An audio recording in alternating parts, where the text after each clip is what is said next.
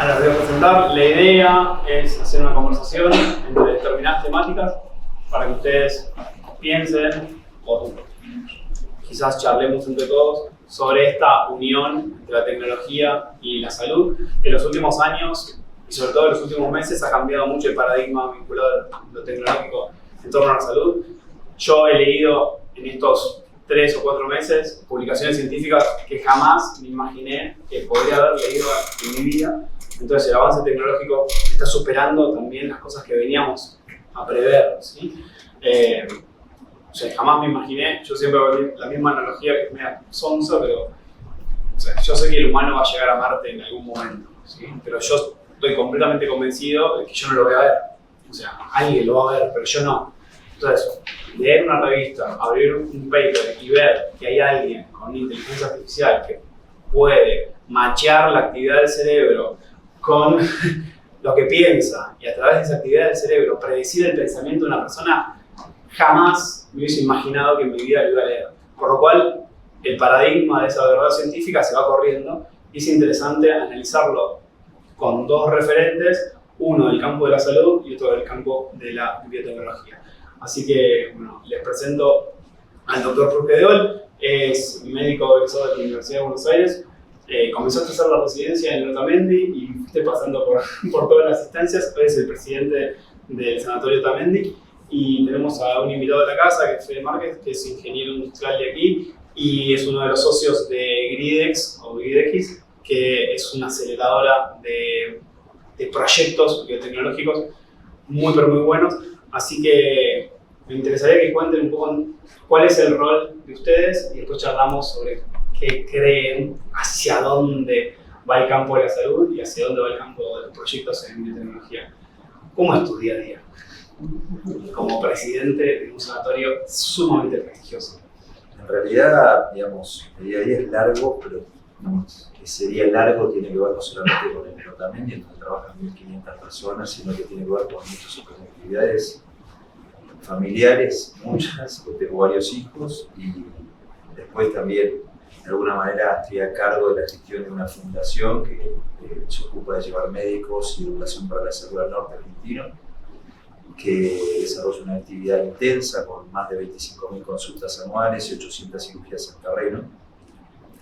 Todo muy aplicado a la medicina real y concreta, ¿no? Medicina asistencial muy pura y dura en el ámbito institucional desde el Otamendi, en el ámbito rural, si quieren, o del monte chaqueño impenetrable y del norte de Santiago del Estero, como lo que hace Cuerpo y Alma, con viajes periódicos que se hacen 2 veces por mes, llevando equipamiento, infraestructura, médicos y la mejor tecnología posible para darle disponibilidad de la misma atención médica que brindamos nosotros en Buenos Aires a lugares recónditos de nuestro país, en donde la característica fundamental no solamente tiene que ver con la pobreza y la indigencia extrema, sino con la falta de acceso por las distancias y la complejidad geográfica de estos lugares. Así que eso muy sintéticamente tiene que ver con mi día a día, que también tiene que ver, yo soy administrador rural y participo en la gestión de emprendimientos agropecuarios, de ganadería, de agricultura y también tenemos una pata que tiene que ver con inteligencia artificial aplicada a la medicina, que vos conocés, una empresa radicada en Madrid que se llama Topacio, que se creó hace 3 años y que se dedica a esto, ¿no? A ver de qué manera podemos mejorar las herramientas que tienen los médicos en lo cotidiano para atender mejor a los pacientes. Ahí, ¿cuál crees que son las necesidades o cómo esas necesidades se pueden transformar en oportunidades? En varias charlas que tuvimos en el Otamendi, hay oportunidades por todos lados y hay necesidades múltiples. ¿Cómo crees que la tecnología puede venir a superar o a quizás acortar o hacer más eficientes esos procesos? Mirá, yo un poco lo que estoy viendo a través de esto concreto, que es lo que hacemos todas las semanas, que tiene que ver con pensar herramientas diferentes a través de esta empresa. Y yo creo que primero hay que entender que son herramientas, ¿no? La medicina tiene una forma, una cosmovisión que tiene muchísimo que ver con una ciencia social, con una ciencia que trata de acompañar a la persona que está sufriendo, a la persona enferma, a las familias que están pasando una situación crítica, y eso me parece que es una gran virtud que tiene el ser humano, difícil de reemplazar, ¿no? Entonces los médicos necesitamos concentrarnos mucho en ese aspecto de la medicina, ¿no? En ese acompañamiento, en esa contención que todos necesitamos. Pero sí aparecen nuevas herramientas, y muchas veces cuento el ejemplo con el cual empezó esta empresa antes de la pandemia, en donde me mandaron un mail, un amigo de hace muchos años, y me dice: vos podés predecir la edad de este paciente, la edad, ¿no? Y me mandó un análisis de sangre común. Y digo, no, realmente es imposible, ¿de qué me estás hablando? Bueno, hoy estamos intentando estudiar lo que llamamos edad biológica, en contraposición con la edad cronológica, y en donde sí, a través de un análisis de sangre convencional, en donde los médicos vemos algunos parámetros muy estructurados, que son arquetipos de una forma de pensar muy estructurada que aprendemos en la facultad, y tratamos de sacar conclusiones con esa información. Pero evidentemente existen otras herramientas mucho más potentes que la mente humana, que permiten ver patrones de datos, en donde son conjuntos infinitos de datos que permiten sí predecir la edad biológica, la edad cronológica, enfermedades, muchas enfermedades antes que los métodos complementarios habituales de diagnóstico, y ahí está un poco el secreto de donde nos parece que debiera pasar la medicina, las oportunidades futuras, como diagnosticar antes un cáncer de colon que con una endoscopía, cómo diagnosticar antes un cáncer de pulmón, un cáncer de mama, un cáncer de cuello de útero, y cómo predecir mejor qué medicaciones van a funcionar para cada paciente individual. No somos todos iguales. Hoy las farmas generan estudios de predicción terapéutica en base a criterios de inclusión o de exclusión, que son criterios clínicos convencionales como los que usamos habitualmente los médicos. Pero una de las cosas que estamos viendo con estas herramientas es que existen patrones que no tienen nada que ver con estos parámetros de inclusión y exclusión que usan las farmacias y que usamos los médicos para definir que esta medicación va para este paciente, y que tienen que ver con otras cuestiones. Entonces, sí creemos que ahí hay grandes oportunidades y hay un terreno para desarrollar fenomenal. Recién estamos encontrando la punta del iceberg. Para nosotros hay un campo enorme. Tengo una pregunta. Dale, sí. ¿Cómo pensás que va a cambiar el rol del médico cuando una inteligencia artificial por ahí diagnostique algunas cosas mejor que lo que hoy es? Ojalá ocurra. No, por eso dije antes lo que tiene que ver con la medicina. O sea, la carrera de medicina. Bueno, la carrera de medicina yo creo que va a tener que tener mucho más de esto que hablamos antes, ¿no?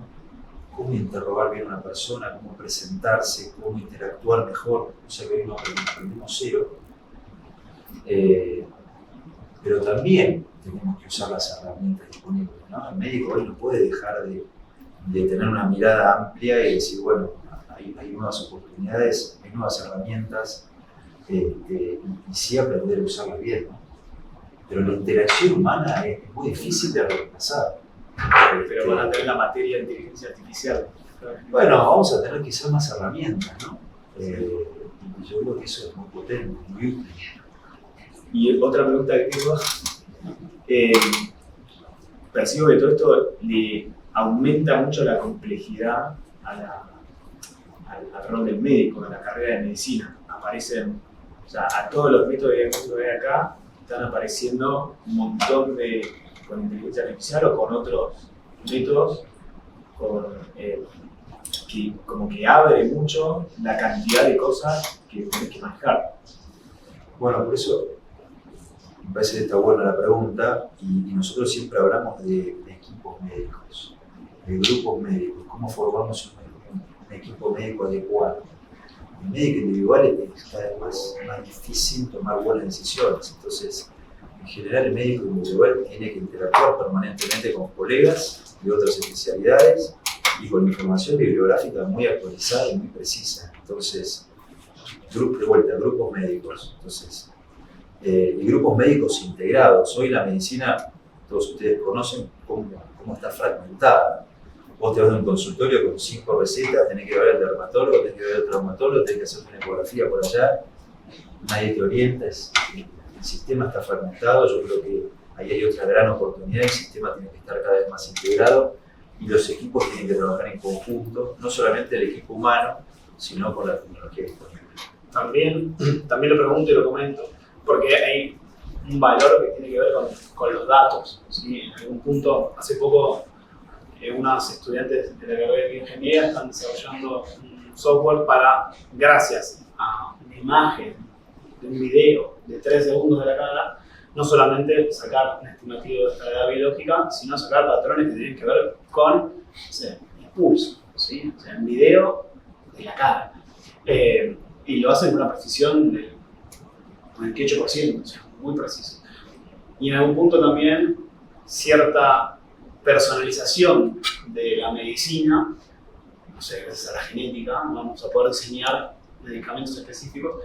Hay ahí una importancia en los datos, porque en los grandes estudios farmacológicos era una bolsa de personas, cuanto un N más grande era mucho mejor, pero ahora el dato de tus genes, tu información, con la cantidad de estímulos y videos que hay para tomar, pero también hay una forma en la cual, no sé, se está buscando encriptar esos datos para que esa huella digital biológica sea sumamente importante. Así que no solamente atraviesa cuestiones que tienen que ver con el día a día del médico, sino con cuestiones éticas que antes no habíamos pensado.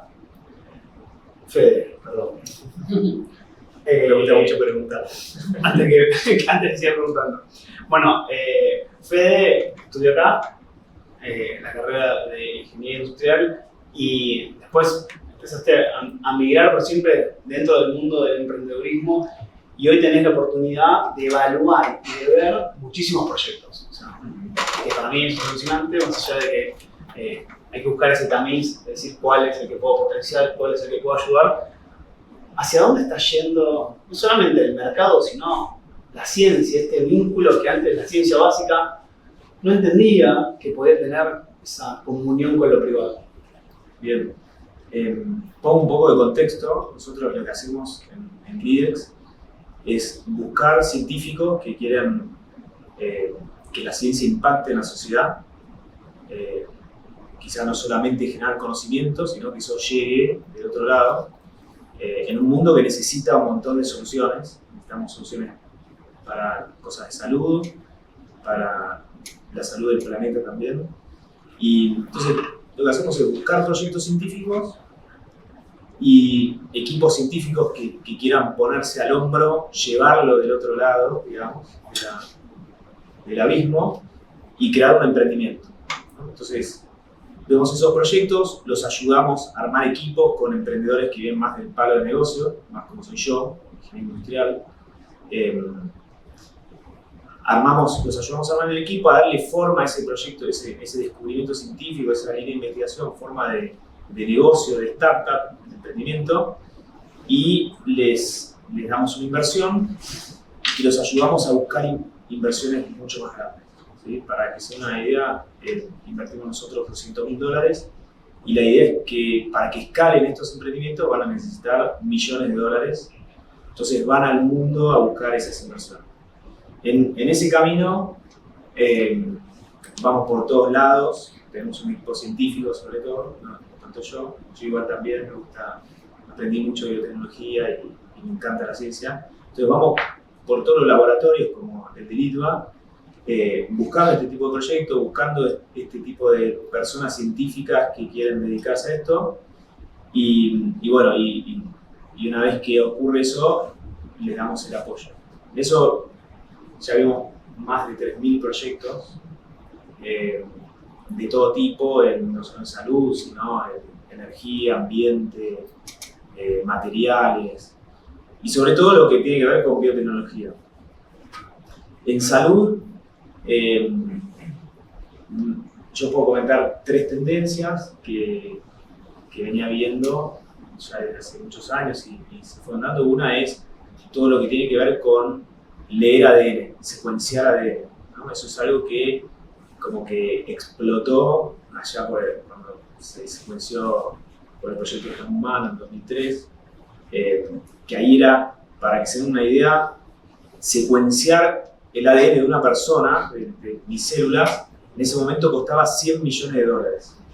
Eso fue bajando año a año, de 100 bajó a 10, a 1 millón, a 100.000, y hoy está entre $1.000 y $100 leer un ADN.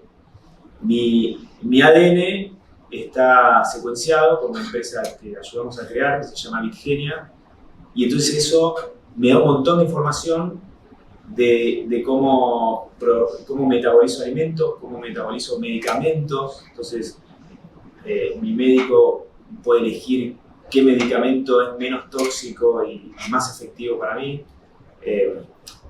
Puedo ver que soy intolerante a la lactosa y otras cosas más, o cómo que metabolizo más rápido el mate, por ejemplo.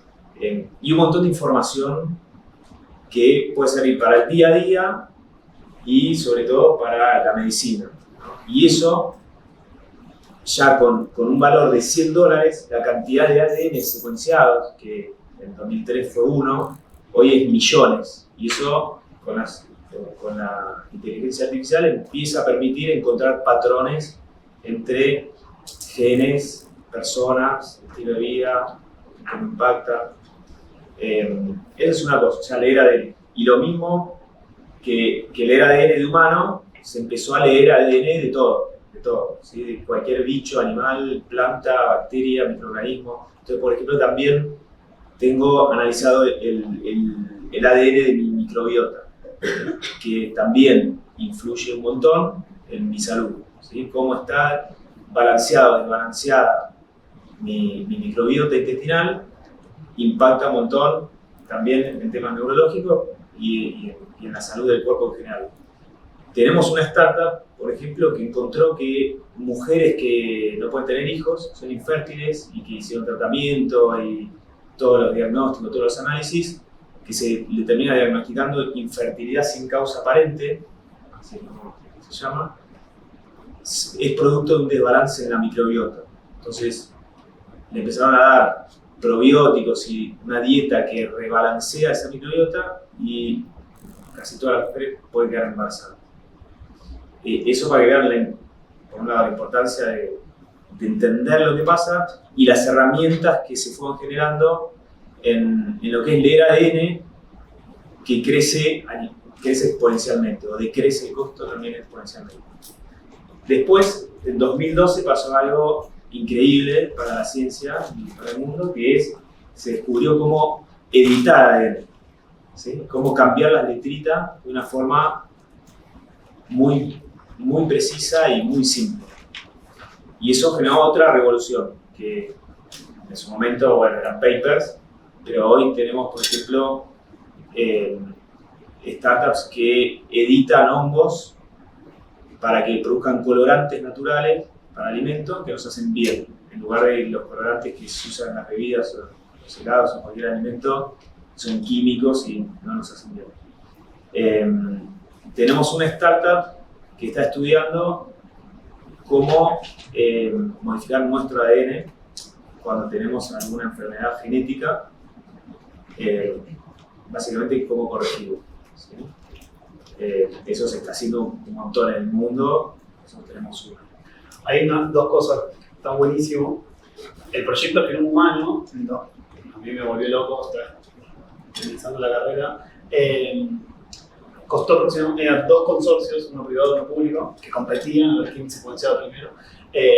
Y el proyecto estuvo alrededor de los 2.000 millones, 3.000 millones de dólares. Y hace poco, en una recorrida por estos laboratorios, vimos, era una impresora, o sea, el tamaño de una impresora, que era el secuenciador. Dicen, ¿qué es esto? Es un secuenciador. Y eso pasó en 20 años. O sea, hoy hay secuenciadores así, es una locura.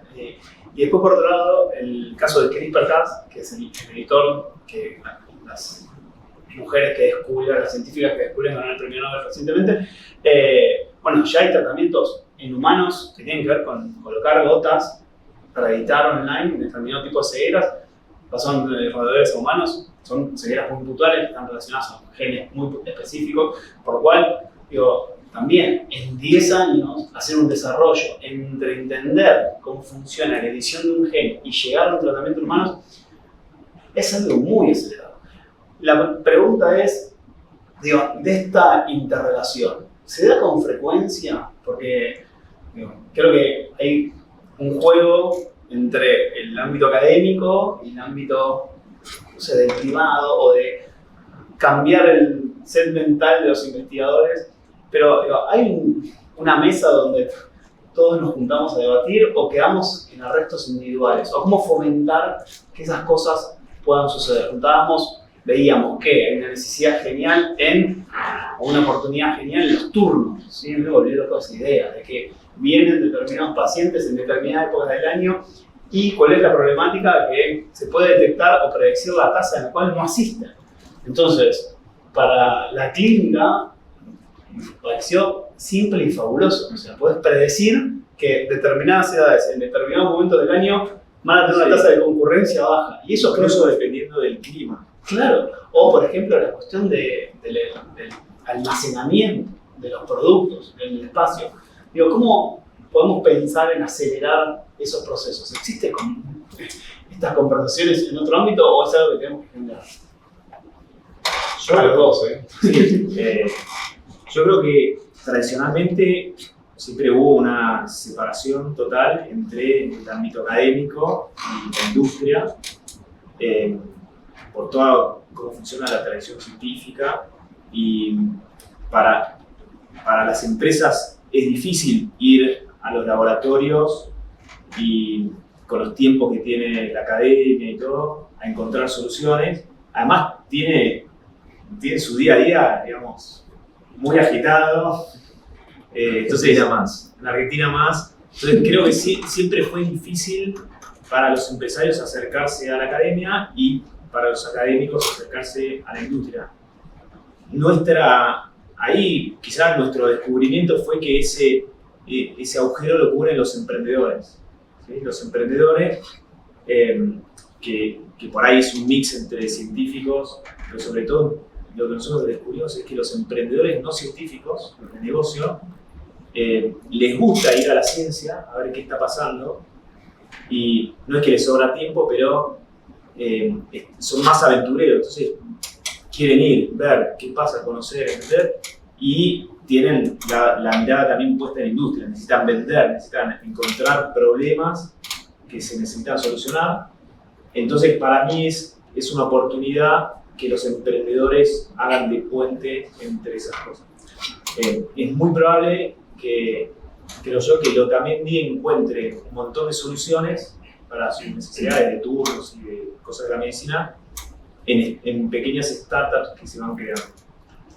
Ahí pregunta Jorge, ¿dónde vos creés que existe una real necesidad? Tú dices como la oportunidad de decir, bueno, la prioridad que tiene hoy el sanatorio, no hablemos de la salud en general, creo que tendríamos que ir para este lugar o apuntar para este lado, o es una necesidad. Mira, lo que comentaron recién que tiene que ver con el vínculo académico y con la investigación clínica o básica, donde podemos encontrar nuevas herramientas. Nosotros lo venimos conversando hace unos años ya y hemos hecho algunas cosas, ¿no? Algunas acciones concretas en ese sentido.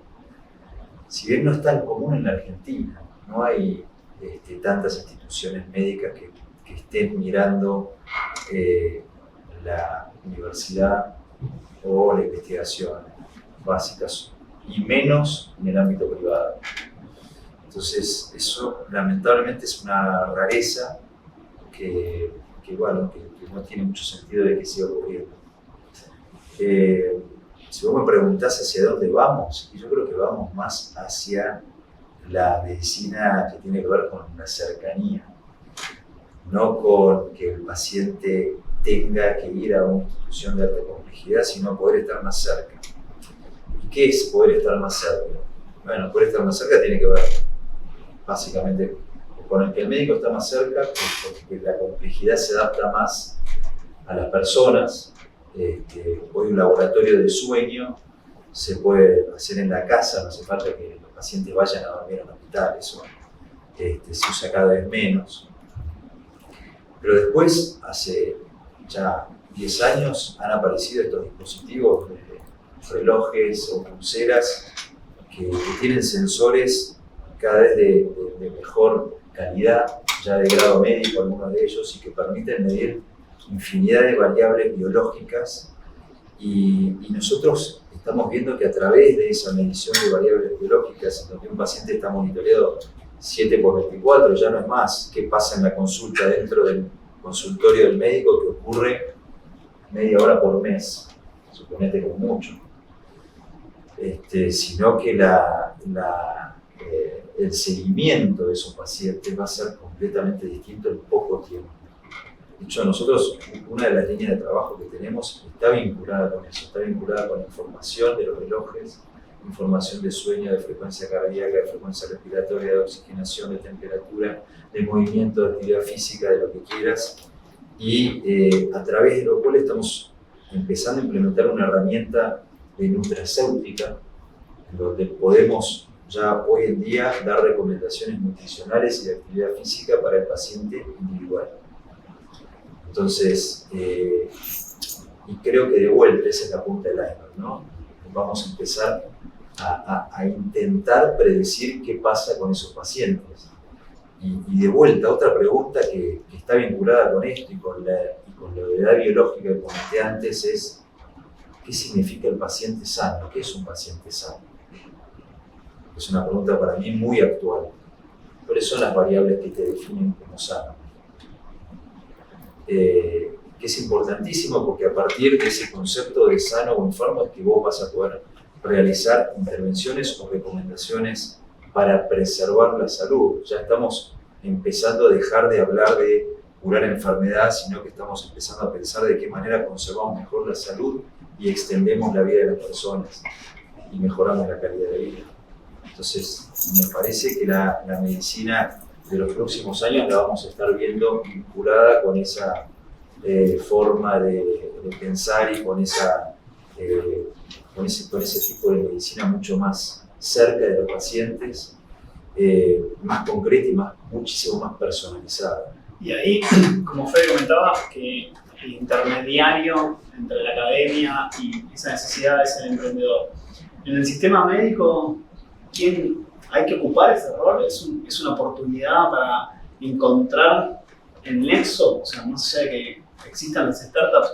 ¿Crees que es el médico que se tiene que formar en algo que no tiene que ver con la clínica? ¿Es el investigador que se tiene que acercar al campo médico? ¿Es un emprendedor externo? ¿Por dónde la ves? Yo lo veo por todos lados. No creo que sea un único actor, es demasiado complejo el sistema como para que sea un solo actor el que pueda resolver ese tema. Creo que está en lo que comentaron antes, en cómo trabajamos todos juntos, y acá es el equipo donde están las empresas, están las instituciones médicas, está la academia, están los investigadores, y entender que la problemática es muy compleja y que necesitamos interactuar más, iterar permanentemente para dar mejores soluciones. Es más la actitud que el rol. O sea, no creo que uno solo lo resuelva. Salir a generar cambios. Hay una cosa que para mí rompe un poco con el esquema normal de las especializaciones, que las universidades nos hacen, o sea, la formación que tenemos nos hace muy especialistas de determinados campos, y a veces terminamos cayendo en esa trampa, porque uno se hace muy especialista de algo, pero después la problemática es tan compleja que sí necesita encarar el problema de distintos lugares. Y ahí el valor de un montón de habilidades blandas que tenemos que adquirir para trabajar en grupo, porque no sé, nos está pasando, nosotros somos un grupo de biólogos que trabajan en una universidad que en su mayoría de carreras de ingeniería, y la forma de pensar es completamente distinta. Creo que hay un trabajo de juntar en aulas formativas distintos expertices para que exista un diálogo común y formas de resolver cosas distintas, que eso sí es novedoso.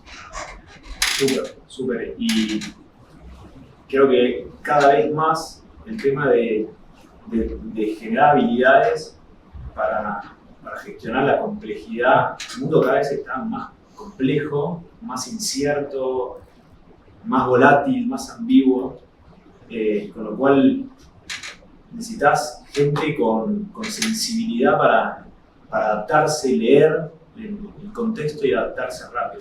Sí, en nosotros lo podemos ver que existen pequeñas modas de ciertas temáticas, pero que cada vez esas modas se hacen con picos más pronunciados, ¿sí? Hay varios papers que a mí me parecen muy interesantes que evalúan las creaciones de la humanidad en las últimas décadas. Entonces, evalúan las películas, los libros, las tendencias científicas y ven cuánto quedó en la cabeza de la sociedad. Y ven que esa curva era una oleada que duraba meses y de golpe se empezó a afinar. Y a mí me llegó como muy potenciado en estos 2 cuatrimestres donde vimos la aparición del ChatGPT y donde esa aparición fue hace nada. Y en el primer cuatrimestre todos los proyectos finales eran en inteligencia artificial, todos. Y en el segundo cuatrimestre, ninguno. O sea, entonces es como, fue hace 2 meses. O sea, cómo hay una tendencia que también, digo, esa percepción, esa predicción se vuelve compleja, porque las temáticas aparecen y no es que desaparecen, quedan latentes y de golpe aparece un cambio abrupto. Entonces digo, leer ese campo también se vuelve muy dificultoso, armar esas predicciones. O sea, cuando yo te pregunto hacia dónde vamos, es realmente es incierto. Sí. Creo que es menos profundizar y quizás lo que se hacía antes, como vos decías, era mucha formación técnica muy específica, como si fuera estable en el tiempo. Claro. Y de repente te aparecen todas cosas que te cambian la ecuación, y creo que es más importante poder adaptarse rápido y eso, ¿no? De generar, aprender a ser sensible a los cambios. Bien. Una para cada uno. ¿Qué es de las últimas cosas que estuviste leyendo o están trabajando que ahí rompió un poco tu paradigma mental? Decís, che, esto no sé. Y más allá de esta predicción, digo, ¿qué es lo que hoy te genera ese fuego interno de decir, no sé, quiero saber esto? Bueno, yo creo que como concepto fundamental hay que entender esto como una herramienta novedosa, pero sigue siendo una herramienta para el médico. Entonces, los médicos tenemos un vínculo con los pacientes muy particular, que tiene que ver con cuestiones que no tienen nada que ver con la tecnología, absolutamente nada, que sí tienen que ver con el concepto de la confianza, ¿no? Entonces, una persona va a ver a otra porque confíe, porque va a escuchar lo que le va a decir y cree, de alguna manera cree que esa persona lo puede ayudar. Entonces ahí está la confianza que tiene que ver con la tecnología. Nada. Y eso es lo mismo que ocurre hace cientos de años en la medicina. Pero eso tiene muchísimo valor también. Y para ser confiable, nosotros como médicos tenemos que transcurrir cierto camino de formación, de aprendizaje, de conocimiento, de actualización y de aprendizaje de estas habilidades blandas que vos mencionabas, que son centrales para la medicina asistencial. Entonces, ahí yo creo que por el contrario de lo que me preguntás, es algo que no tenemos que perder como médicos, porque no podemos confundir.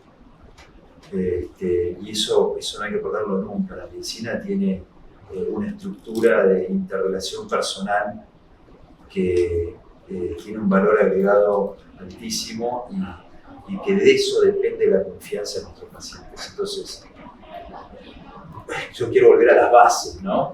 Más allá de todo lo novedoso, de todo lo nuevo, de todas las herramientas, ojo que no se nos escape lo más importante que tenemos, que es el vínculo con nuestros pacientes. Si perdemos eso, Y claro, y también el rol de la institución y el peso de la confianza en eso. por supuesto.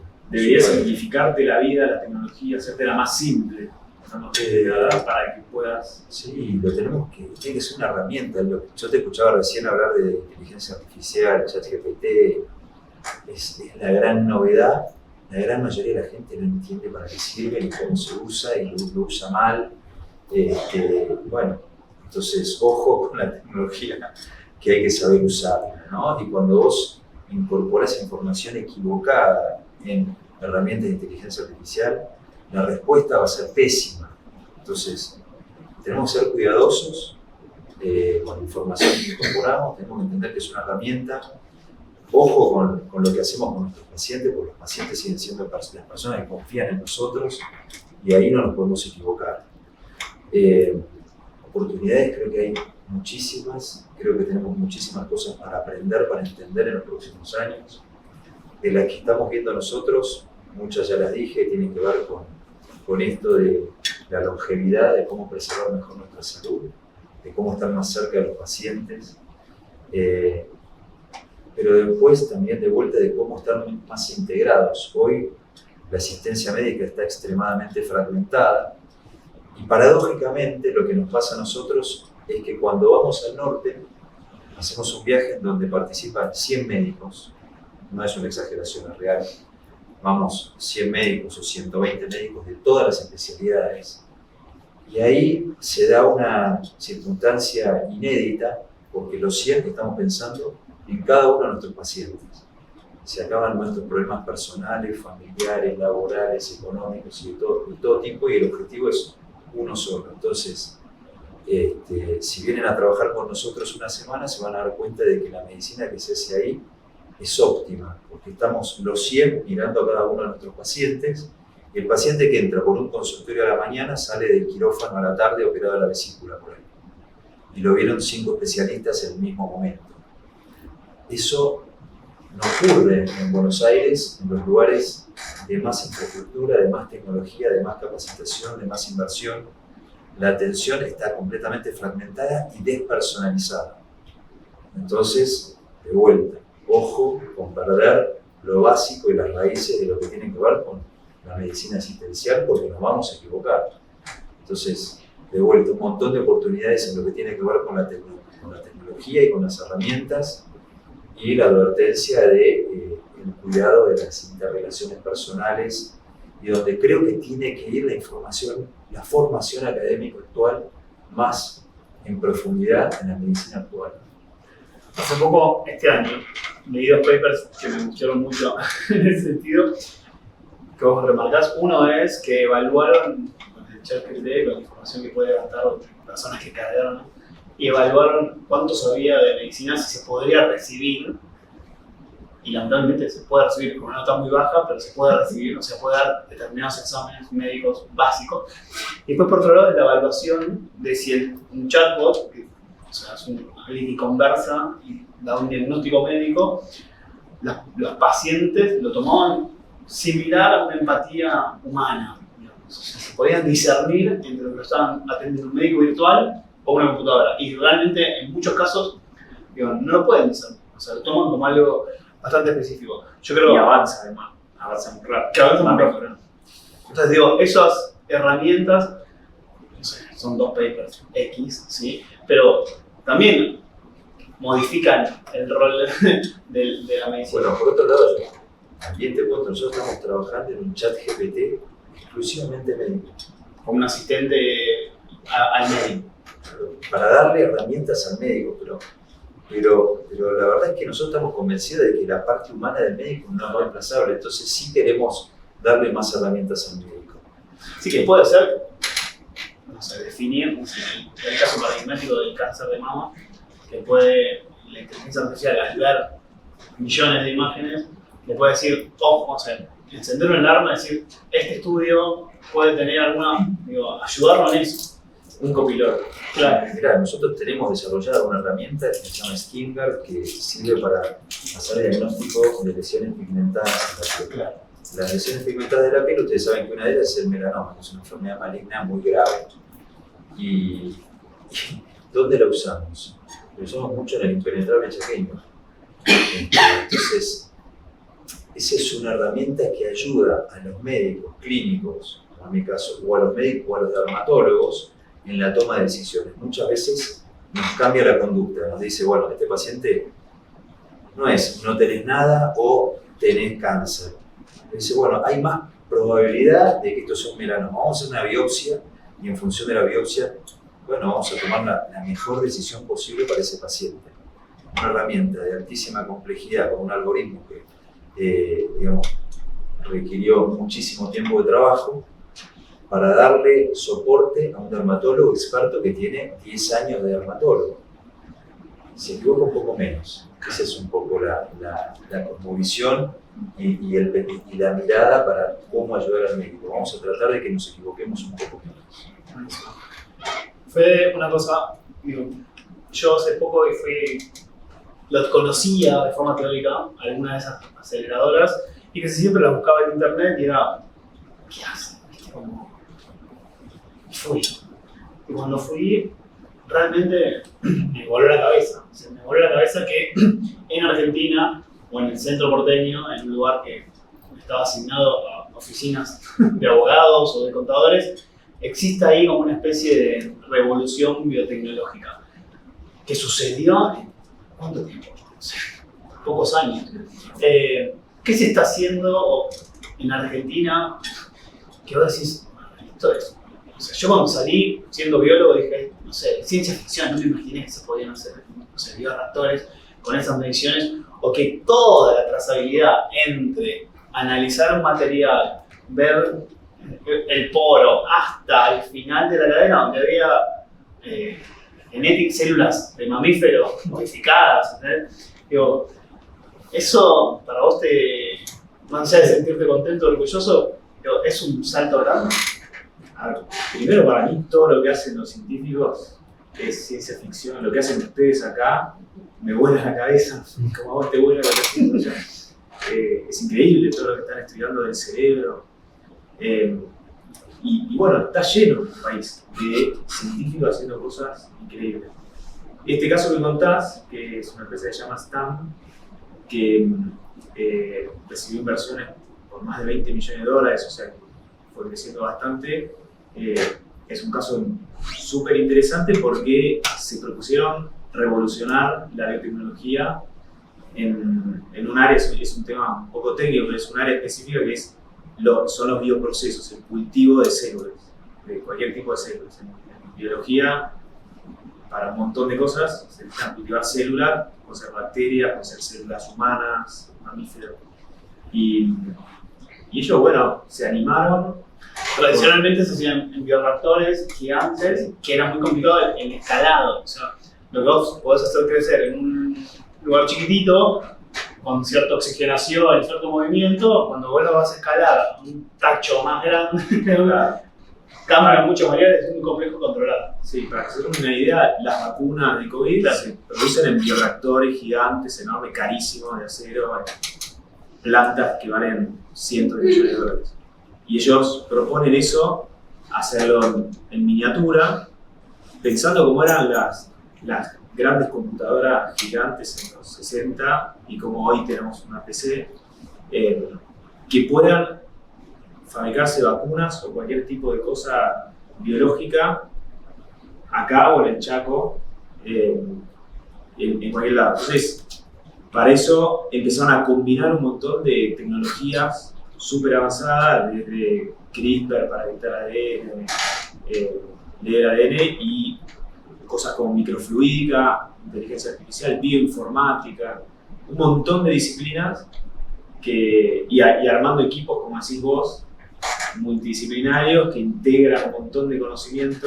Sí, o sea, Impresión 3D, tuvieron que inventar impresoras 3D de materiales también que tuvieron que inventar para que se puedan derretir, imprimir y hacer microcanales por donde van las células. Como que fueron creando tecnología tras tecnología y todo eso ocurre acá en Buenos Aires, en Argentina, en Latinoamérica. ¿En cuánto tiempo sucedió? Y STAM, su última inversión la habrá recibido hace 3 años. Claro, muy rápido. Sí. Tiene eso, el mundo emprendedor lo que tiene es que cuando algo funciona hay mucho financiamiento. ¿Sí? Eso es lo que se llama Venture Capital o Capital Emprendedor, que es una forma de inversión diseñada para meterle nafta a algo que funciona. Claro, cuando ven, es por allá, media vez. Bueno, ¿tienen una pregunta? ¿Alguien quiere preguntar algo? anímense. Yo quería preguntar más que nada por el tema que parecía, cuando la inteligencia artificial logre equiparar las capacidades diagnósticas que tiene un médico, eso, y decíamos, bueno, de incorporar en las carreras de medicina todo lo que es la parte cognitiva y el aprendizaje de la tecnología y eso. Pero yo por ahí lo pensaba cuando dijiste eso, por ahí lo que haría falta en la medicina es priorizar más la parte ética, ¿no? Porque siento por ahí que todo este avance, toda esta cosa que por ahí es avasallante para todos, o sea, no solo para los profesionales de áreas que no son tecnológicas, siento que la ética como que hay un punto como que es un déficit en todos lados para poder entender cómo hacer llegar eso de manera segura, de manera eficiente a los pacientes, ¿no? Entonces quería preguntarte si hay algo, o sea, si hay algo, se está pensando algo en eso, si hay grupos de trabajo que piensen en esta temática dentro del ámbito de la tecnología y bueno, pero también si dentro del hospital tienen grupos que estén pensando, dentro del comité de ética y eso, estén pensando en estas cuestiones. Sí, el tema ético es fundamental en toda tecnología, ¿sí? ¿No? En inteligencia artificial, en editar ADN, imagínate las implicancias éticas, yo modificar mi ADN o de alguien que van a hacer, ¿no? Pues todas las cosas que se pueden hacer, o sea, todo lo que vos te imaginás teóricamente posible es posible, ¿sí? Cambiar el color de ojo, poner, no sé, y si no es posible hoy, ¿viste? Se va avanzando. Y eso, la inteligencia artificial tiene implicancias éticas tremendas en todo, con lo cual sí es fundamental, o sea, van de la mano. Todo avance tecnológico tiene que ir de la mano con su análisis ético. Lo que los emprendedores eso lo tienen en cuenta y después yo creo que en medicina está mucho más regulado, mucho más previsto, cualquier ensayo clínico tiene que pasar por comité de ética y en inteligencia artificial desde ya, ahí el problema es que avanza tan rápido que se te pueden pasar controles, digamos. Entonces hay que prestar mucha atención.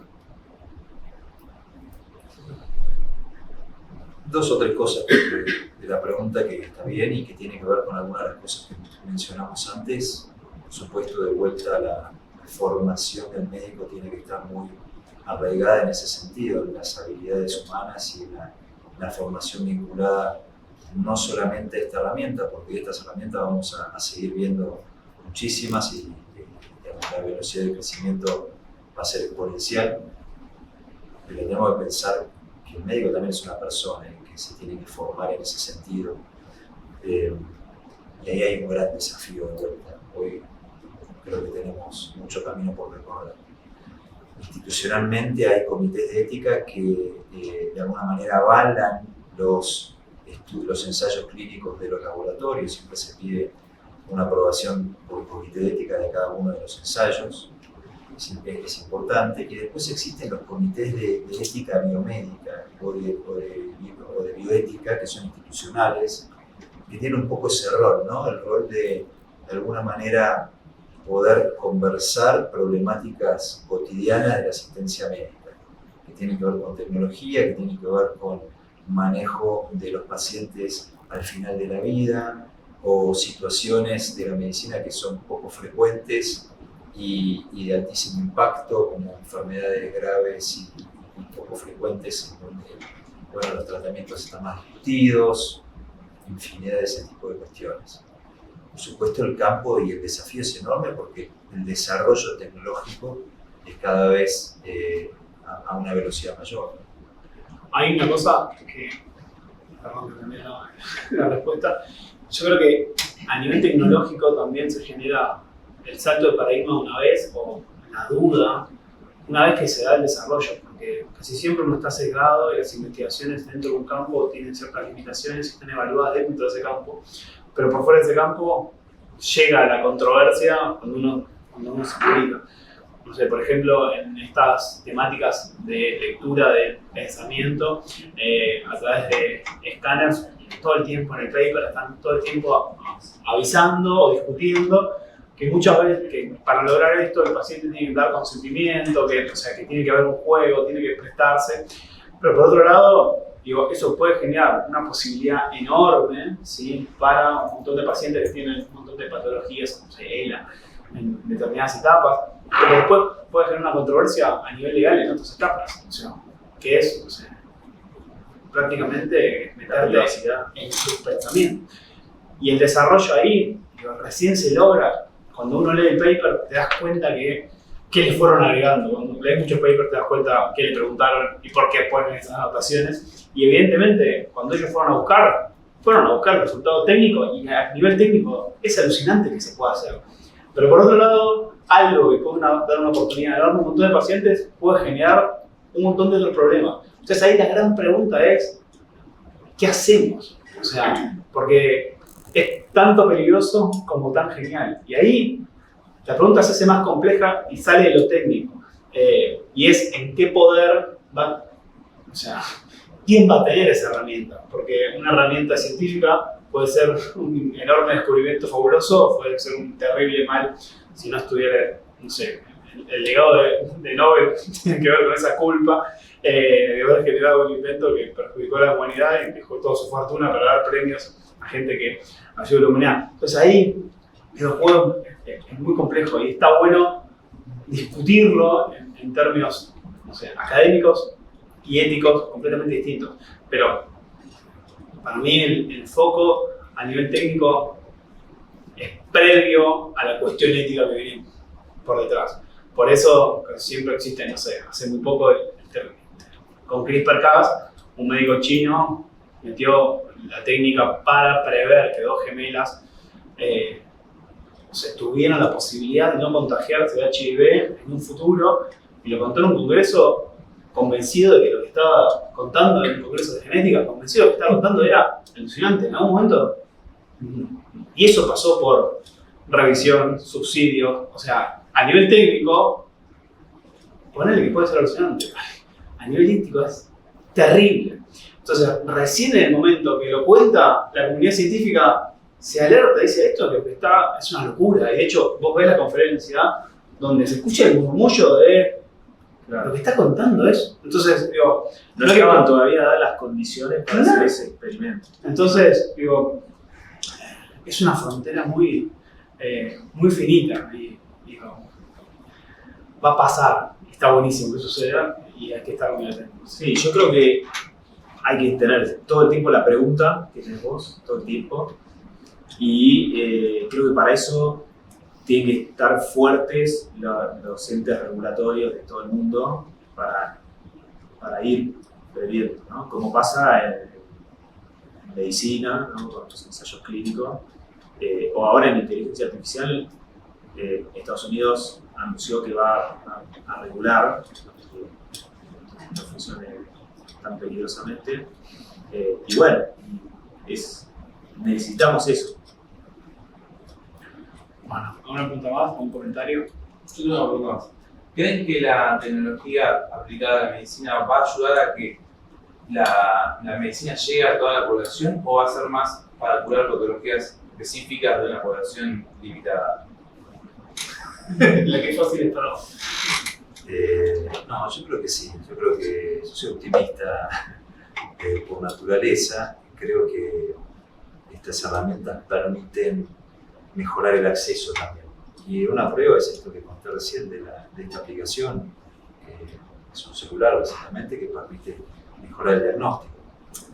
Argentina tiene otros problemas, ese es el tema, ¿no? En Argentina se mueren chicos desnutridos, hay 1.500.000 enfermos de Chagas, no podemos controlar los diabéticos, no podemos controlar los hipertensos, las mujeres tienen un parto en pésimas condiciones, sin especial, no problema, no hay agua potable. Entonces me parece que estamos en una etapa previa en nuestro país, quizá en otros países se pueda aplicar mucho mejor esto que pregunta Miguel, y bueno, creo que la tecnología también mejora el acceso, mejora las herramientas y le permite a un médico que no tiene la formación adecuada hacer un diagnóstico correcto de una patología a la cual no conoce tanto, En piel es un ejemplo, pero esto puede ocurrir también en radiografía de tórax, en patología oftalmológica, en cualquier tipo de...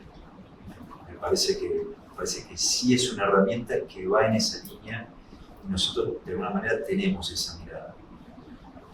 Bueno, Argentina tiene que tratar otras discusiones previamente, ¿no? Sobre otros problemas. Sí, y yo continuando, hay muchos de estos emprendimientos que surgen con ese objetivo, ¿no? Que los emprendedores dicen queremos democratizar el acceso a determinado diagnóstico, determinado tratamiento y bueno, van por esas herramientas, ¿no? Entonces, por ahí piensan cómo podemos hacer que algo que necesitas un mega laboratorio acá centralizado en Capital, poder hacer un dispositivo que te pueda censar determinada patología y que pueda estar en cualquier lado.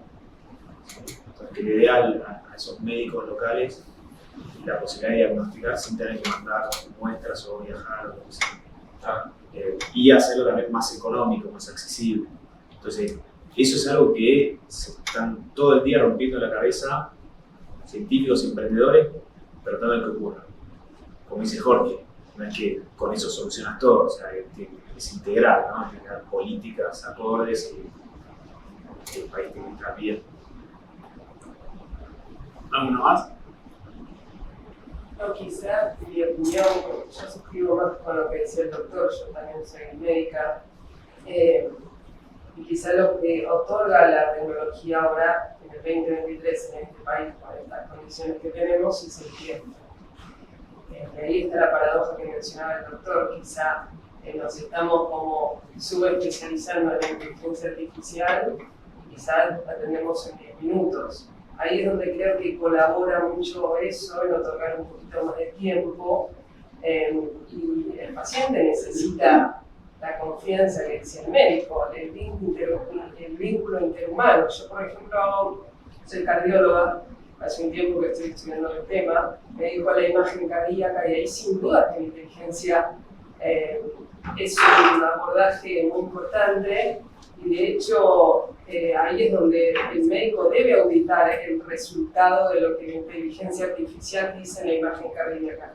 Porque hay muchos métodos donde la resolución humana se pierde, la resolución espacial de la imagen, el médico le cree, le firma un diagnóstico que arroja la tecnología y quizá bueno, la implicancia médico-legal, la implicancia ética que tiene todo esto, pero sí creo que la tecnología debe, de alguna manera asistida por las políticas sanitarias, en democratizar un poco la salud, tanto para los pacientes como para la praxis médica, que el médico también esté satisfecho a la hora de la medicina que brinda. Es una problemática que la sociedad también debe conocer, que es la insatisfacción del médico para ejercer su propia medicina. Yo creo que ahí es una vertiente que va a tener que quizá la tecnología auxiliar o de alguna manera interactuar para que realmente el médico esté satisfecho con la medicina que brinda. No sé cómo implementarla, pero creo que Sí. debería... Yo creo que la tecnología puede complementar tranquilamente el trabajo del médico si se va implementando de buena manera, pero puede ser que te ayude, que vos intervengas después de tener las imágenes, puede ser que en lugares donde no hay médicos, como decía antes Jorge, ¿no? En una situación de no tenés un médico, por lo menos que te avise que tenés un hallazgo crítico. un hallazgo crítico, anda al médico, que quizá esa persona hoy no iría, porque no se entera nunca. Entonces la tecnología, quizá es una visión un poco optimista, pero tiene el potencial de ayudarte un montón en la medicina. Después, bueno, eso Y tiene... también el sobrediagnóstico. Claro, si después... Claro, hay que Y tener... ahí, a ver, ¿hasta dónde somos sanos? ¿No? Ahí creo que también Claro. hay una fisura. ¿Hasta dónde somos sanos con un hallazgo anormal? ¿Somos enfermos? Pues un hallazgo Claro. anormal. Ahí también Sí. encuentro una particularidad muy... Lo que no debería ocurrir es que los médicos con tecnología atiendan más rápido todavía, en menos tiempo, y que en vez de 10 minutos te den 5, y bueno, ahí le estaríamos confiando. Sí, además, una de las cosas que decía Jorge que me vino a la mente es que cuando uno lee, sobre todo, trazabilidad de determinados países donde hay una historial clínica de toda la población de forma común y se puede hacer un seguimiento de determinadas personas 40 años más tarde, 20 años más tarde, en Argentina, lamentablemente, eso no sucede. O sea, las bases a veces dependen de un hospital, entonces cambiar de hospital no tienes la posibilidad de llevarte esa información. Entonces es muy difícil hacer esa trazabilidad.